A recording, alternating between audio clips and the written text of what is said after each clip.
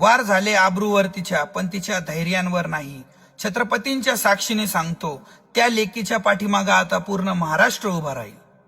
काल जी चिखलगाव जिल्हा बुलढाणा येथे जी घटना घडली ती अत्यंत निंदनीय आहे.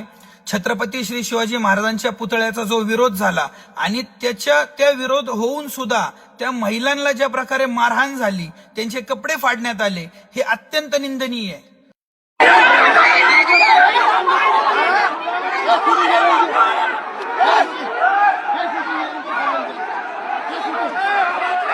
अरे ज्याचा देश आहे, ज्याचा महाराष्ट्र आहे, त्याच्या पुतळ्याला तुम्ही विरोध करता.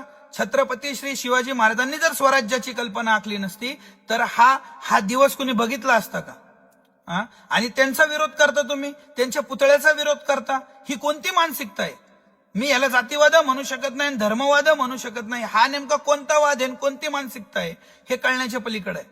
महाराष्ट्रामध्ये या गोष्टी घडाव्या म्हणजे आपण आपली मानसिकता कुठं पोहोचलेली आहे. आणि आता कोणतं राजकारणी तिथं येऊ नाही येऊ काय प्रॉब्लेम नाहीये. महाराष्ट्राचा वाघ तिथं पोहोचलाय आणि हे सांगते तीच एक नंबरचा आरोपी करा, खालीवर नका करू. आणि कोणाचा दबाव आला ना, प्रामाणिक सांगा, तुमची नोकरी घेऊन देत नाही. आणि दबाव घ्या जाणाऱ्याचं जर राजकीय करिअर उद्ध्वस्त नाही केलं ना तर जरांगेच्या अवलाद सांगणार. आणि तो आता जे काही गुन्हेगार आहेत त्यांना सजा देण्यासाठी सक्षम आहे. धन्यवाद.